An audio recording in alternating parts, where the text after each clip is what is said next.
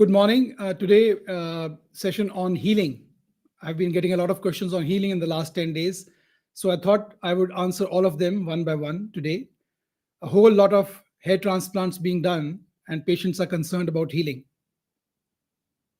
Healing is a very important aspect after a hair transplant because only if you heal properly will you grow properly, will optimal results be obtained. So the first question is, when will I heal? Doctor, when will I heal? So when a patient asks me, Doctor, when will I heal? I ask him the one question: what does he mean by healing? Because healing to most patients means when will they be able to go back to work? Healing to them means the downtime or time of work. So the wounds are watertight in 36 hours and mostly of no concern in a week's time. But truly speaking, healing may take up to 1.5 to 2 years. That is the time taken by a scar to remodel itself. But in the layman's term, healing occurs by 7 days. Now, how deep is the FUE wound? Many people think that it should not affect their brain. The FUE donor wound is 2 to 3 millimeters in depth. The surface wound is elliptical and correlates with the size of the punch used, which in my clinic is 0.75 to zero point 0.8 millimeters in diameter. The recipient wound in both FUE and FUT is the size of the hair follicle, which usually varies from 3.5 to 4.5 millimeters in length. The brain, my dear friends, is very far away from the skin. We are just penetrating the external, just below the epidermis. Part of the dermis is encroached upon. The brain is very far away. The thickness of the skin is about 2.5 centimeters, that is about 25 millimeters, and we are only encroaching up to maximum 4.5 millimeters. And beyond that is the thick bone, the calvarial bone. And below the bone are the leptomeninges, the coverings of the brain, the fluid around the brain. So a hair transplant, take it out of your mind that a hair transplant can just not impinge upon the essential structures in the head. So that said, we go on to the next question. The next question is the recipient wound depth the same as the donor wound depth? No, it is not the same. When we harvest grafts, we do not have to go the entire depth, that is 4 millimeters to 4.5 millimeters, the length of the follicle. We do not have to go to the entire depth. The punch that I use is just 3 millimeters long. Usually, by penetrating just about 2 millimeters, the graft pops out because the ligaments, the restraining area, the restraining tissue around the follicle gets cut at a depth of about 2 millimeters. And in most cases, the grafts pop out once we reach the 2 millimeter depth with a punch. And I use the 3 millimeter depth punch. So I do not penetrate deeper because you don't need to go deeper. Even if you penetrate up to 4.5 millimeters, it's no concern at all.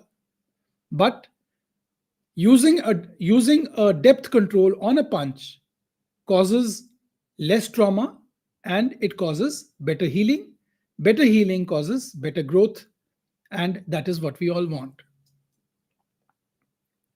The depth of the FUE wound in the harvesting site does not extend throughout the length of the follicle, which is 3.5 to 4 millimeters in length in most cases. It stops short at 2 to 3 millimeters the depth at which the graft pops out or is released from surrounding skin. Recipient wound depth at the back is the length of the follicle. Recipient wound is the length of the follicle, sorry. The recipient wound, it has to be the depth of the follicle because we are inserting the graft completely. Except for the skin portion, the graft has to completely go in. So before doing the punctures, before doing the slits, we measure the length of the graft, which usually is 4 millimeters, but in many patients, it could be 3.5. And in some patients, it could be 4.5 millimeters. We have seen shorter grafts as well and longer grafts as well. So the depth of the slit, the incision in the recipient area, will vary from person to person, but is generally 4 millimeters. We have to go to the entire depth of the length of the follicle so that the graft does not desiccate, it does not pop, it does not remain hanging from outside the skin, except for the skin portion, as I told you. So the depth in the recipient area and the depth in the donor area are both different. They're not the same. The depth that we go into the donor area is almost about half of the depth of the slit we make in the recipient area. So that is one more doubt allayed today morning. The next question is, how much time does it take for the wound to be watertight? Well, the recipient sites generally become watertight within 24 to 48 hours after the procedure, sealing off from external contaminants and reducing the risk of infection. However, patients should avoid direct exposure to water or heavy washing to allow full closure. And the next question we go on to is, doctor, what is the amount of blood that will be lost? Will I be bleeding throughout the procedure? Will I bleed after the procedure? Now, these are some questions which are basic questions. How much pain will I get? What will be the blood loss? Will my brain be affected?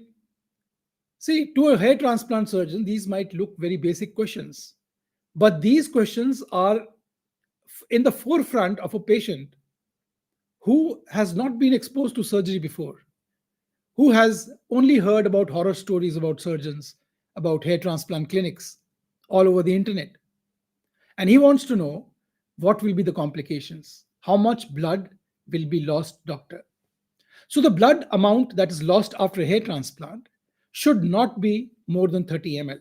But any amount of blood that you lose less than 100 milliliters is considered normal. As a plastic surgeon, I use advanced techniques to manage and reduce bleeding. Techniques such as tumescence, techniques such as injection of epinephrine solution, making the process very safe for the patients. Bleeding is not a concern if those who have impaired coagulation profile have been eliminated during the consultation process, during the lab work. By testing for the platelet count, bleeding disorders in the family, testing for prothrombin time, and those who have known bleeding issues, patients who have heart problems, who are on blood thinners, we need to ask them to stop these blood thinners 1 week before the procedure and get an INR test done the day before the procedure. Because FUE wounds are open wounds. They are not stitched wounds. We cannot leave these wounds open if the patient has a bleeding disorder, because he'll bleed. So it is of paramount importance to know about the coagulation profile of the patient. And if it is altered, if it is not within normal limits, delay the surgery for a little bit longer.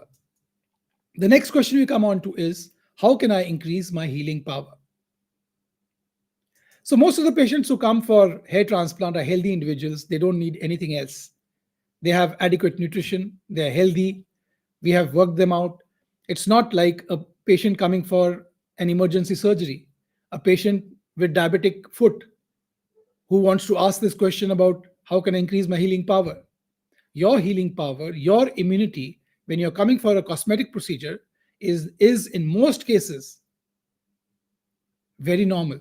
So you don't have to worry about this. But there are certain factors which will improve your healing capacity, like taking adequate iron, adequate protein, good hydration, balanced diet, which is rich in proteins that I already said, vitamin C, vitamin D, and refraining from smoking, which is more easily said than done. Proper wound care, following the instructions of the doctor and the nurse, post-operative instructions are also critical to ensure smooth recovery. Diabetics should be very careful in the first week after the procedure. Even if the diabetic levels are controlled, it is very important that they maintain proper discipline, proper dietary discipline, keep taking their medications in time as advised by the surgeon or their own physician. It is essential to stay in touch with the doctor during the first 7 days of healing. Now, the next question is, when do the bandages come off? When should you stop covering a wound? Most patients are traveling after a hair transplant and they need to look normal. They have flights to catch, which are 48-hour flights. They don't want everybody at the airport staring at them. So they generally leave India after the bandages are off. So when are the bandages off? When should you stop covering the wound? So open FUE wounds after 12 to 24 hours heal faster. Bandages are generally removed within 12 to 24 hours post-surgery. Small FUE wounds heal very fast. Covering can impede healing if done excessively after the initial period. And of course, waterproof antibiotic ointment will be kept on for several days. It is not that the wound is completely open to the elements. There is a thick layer of antibiotic cream, which is waterproof, which is covering your wounds, which are still healing, still in the process of healing. So you do not have to worry much that your wound is exposed or some flies or insects are going to sit on your wound. A thick layer of antibiotic cream is going to cover your wounds and it will keep all the elements away. But some people are slow healers and will need to keep the bandage on for about 48 hours or some even for another 12 hours. The next question is, will bending and exercise make the wounds stretch and cause ugly scars? Yes, bending, strenuous activity, or exercises that elevate blood pressure within the first week post-surgery can strain the newly created grafts and incisions. Such activities can stretch wounds, delay healing, and possibly affect scar aesthetics. I recommend that avoiding intense movements during this critical healing phase of first 1 week. So you should stay away from the gym in the first few days. If you are engaged in heavy activities, please abstain from it. And that brings us to the next question. When do I return to work? Because it is essential. The patient has taken so much time off. Most patients do not have that luxury. So this is also paramount in the minds of patients who are coming in for hair transplant. Doctor, when do I return to work? So most patients can return to non-strenuous work, desk jobs, within 48 hours with few restrictions, depending upon the comfort and any residual swelling. But if your job involves physical activity, like you're working on a construction site, you're an engineer, or you're a pilot, it may require about 5 days off work to avoid complications. So it is always better in such cases, patients who have such jobs, who have to wear helmets, who have to wear caps, whose work is quite strenuous, that they should take 5 to 7 days off work to avoid complications and problems at work. Now, when do I exercise? Most patients are very conscious about their health, about their body these days, especially youngsters, and this is the age at which hair loss strikes. And these are the patients 25 to 35 who opt for a hair transplant. So they are always wanting to ask, when can they return to the gym? When can they start engaging in sporting activities? So light exercises like walking can generally be resumed after 3 days. Cardiovascular exercises in the gym can start after 7 days. However, more intense workouts like intense weightlifting, powerlifting should wait until 2 weeks after the hair transplant procedure to avoid straining that could disrupt healing. No swimming for 3 weeks after the procedure, and no contact sports like soccer, football, hockey. These sports should not be engaged in till 6 weeks after the hair transplant procedure are over. Then we go on to the next question. When will people not be able to detect the procedure? When can I return to social activity? Most people do not want to reveal that they've undergone a hair transplant. So there is uh, important. So there they need to know that after around 10 to 14 days of the procedure, most signs such as scabs, crusts, redness, swelling begin to fade away. However, some mild swelling or pinkness may linger a bit longer, especially those who are light skinned, like Caucasians, fair South Indians. In them, by about 3 weeks, in most cases, you cannot come to know that a hair transplant has been done, unless, of course, your skin is very sensitive and the redness remains for a bit longer.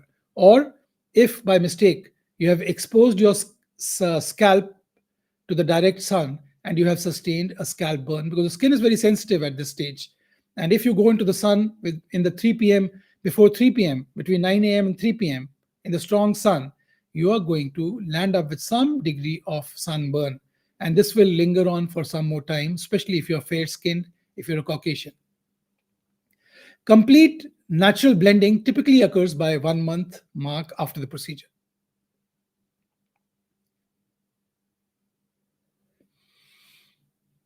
So those are the questions today about healing. If you have any questions about healing or anything about hair loss treatment for men and women, any question you want to ask about hair transplant or any other treatment, do let me know. Leave a comment in this video or anywhere else on my YouTube channel, and I'll get back to you in the next video. Have a nice day and God bless you.